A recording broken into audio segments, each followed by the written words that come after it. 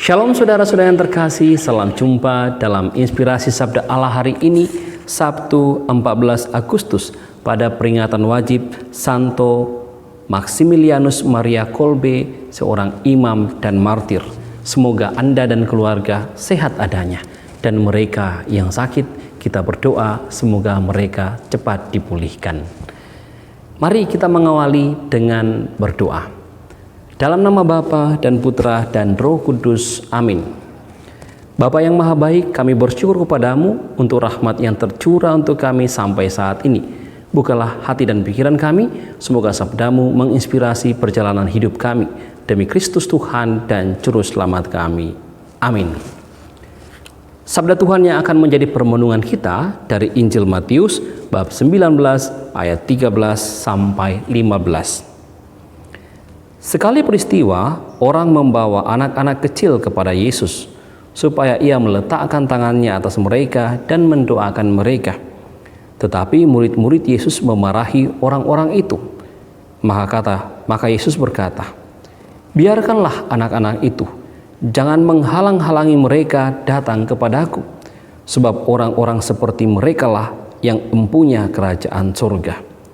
Lalu Yesus meletakkan tangannya atas mereka, dan kemudian ia berangkat dari situ. Demikianlah Injil Tuhan. Saudara-saudara yang terkasih, dalam Injil hari ini kita mendengarkan bahwa dalam pewartaan Yesus, orang banyak juga datang membawa keluarga mereka kepada Yesus, termasuk anak-anak mereka. Maka mereka juga membawa anak-anak kepada Yesus supaya Yesus menumpangkan tangan dan juga mendoakan mereka. Namun peristiwa itu oleh sebagian murid dianggap tidak bagus karena bisa menghalangi Yesus. Namun Yesus menegur para murid dan mengatakan, "Biarkanlah anak-anak itu datang kepadaku. Jangan menghalang-halangi mereka, karena orang seperti itulah yang empunya kerajaan surga." Dari peristiwa ini, dari Injil hari ini, ada dua hal yang mungkin dapat menjadi inspirasi untuk kehidupan kita. Yang pertama, Yesus tidak melarang anak-anak datang kepadanya. Yesus bahkan mengatakan, "Biarkanlah anak-anak itu datang kepada aku." Ini menginspirasi keluarga-keluarga untuk senantiasa mau mendekatkan anak-anak mereka kepada Tuhan. Sejak kecil, anak-anak harus didekatkan pada Tuhan, mengenal Tuhan, sembahannya, sehingga saatnya nanti ketika mereka besar, mereka tidak asing dengan Tuhan, mereka tidak asing dengan kehidupan gereja. Yesus hari ini mengajak keluarga-keluarga untuk membiarkan anak-anak senantiasa membawa anaknya datang ke gereja. Jangan menjadi beban, tetapi menjadi kewajiban yang harus ditanamkan dalam keluarga-keluarga untuk mendekatkan anak mereka kepada Tuhan. Dan memang dalam janji perkawinan, dalam ketika orang menikah, orang memiliki komitmen untuk mendidik anak dalam iman Katolik. Salah satu bentuknya adalah membawa anak-anak semakin dekat dengan Tuhan. Itu hal yang pertama. Hal yang kedua yang juga menarik dalam permenungan ini adalah ketika Yesus mengatakan, "Karena merekalah yang empunya kerajaan surga." Orang-orang seperti merekalah yang empunya kerajaan surga. Kata "seperti" ini dapat menginspirasi kita. Bagaimana kita mau menjadi empunya kerajaan surga, pemilik surga harus seperti anak-anak kecil. Banyak hal yang dapat kita contoh dari anak kecil. Satu hal yang saya mau angkat yang dapat kita contoh dari anak kecil adalah kegembiraan mereka.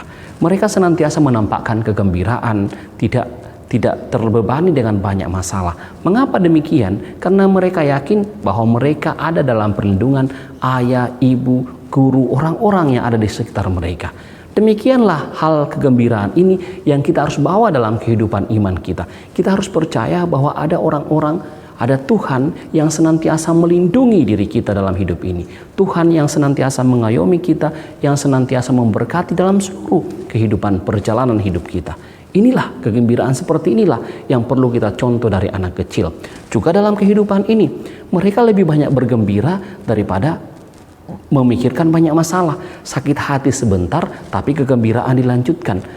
Seperti contoh ketika mereka bermain, ketika mereka sakit hati, tapi tidak begitu lama, kegembiraan akan muncul di antara mereka sendiri. Seperti inilah.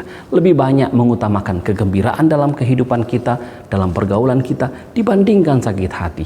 Kalau ada masalah, kalau ada dendam, lebih baik ditepihkan, lebih baik disingkirkan. Tetapi kegembiraan membangun kebersamaan dengan orang lain, itulah yang diutamakan.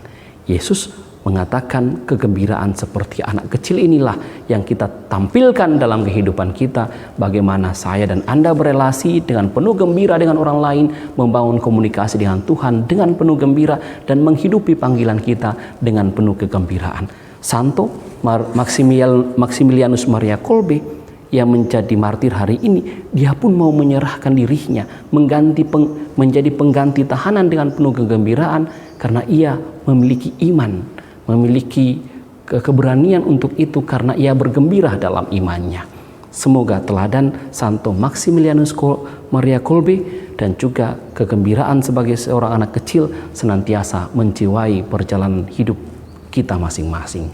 Semoga Tuhan memberkati. Mari kita tutup dengan doa dan memohon berkat Tuhan. Marilah berdoa. Bapa yang Maha Baik, kami bersyukur kepadamu sebab Injilmu hari ini mengajak kami untuk senantiasa bergembira karena iman kami. Menampakkan kegembiraan itu dalam seluruh perjalanan hidup kami. Bantulah kami ya Tuhan menjadi saksi-saksi-Mu di tengah dunia ini dengan penuh kegembiraan. Ini doa yang kami sampaikan kepadamu dengan pengantaran Kristus Tuhan dan Juru Selamat kami. Amin. Tuhan bersamamu dan bersama rohmu. Semoga saudara sekalian diberkati oleh Allah yang Maha Kuasa, Bapa, Putra, dan Roh Kudus. Amin. Terima kasih saudara-saudariku yang telah mendengarkan renungan dan sabda Allah hari ini. Saya, Pastor Marcel Lorotandung, mengucapkan berlimpah terima kasih kepada Pastor Anton Mikael. Semoga Pastor bersama dengan rekan-rekan imam, para frater, dan segenap penghuni Seminarium Angin Memiri Yogyakarta senantiasa diberkati Tuhan. Amin.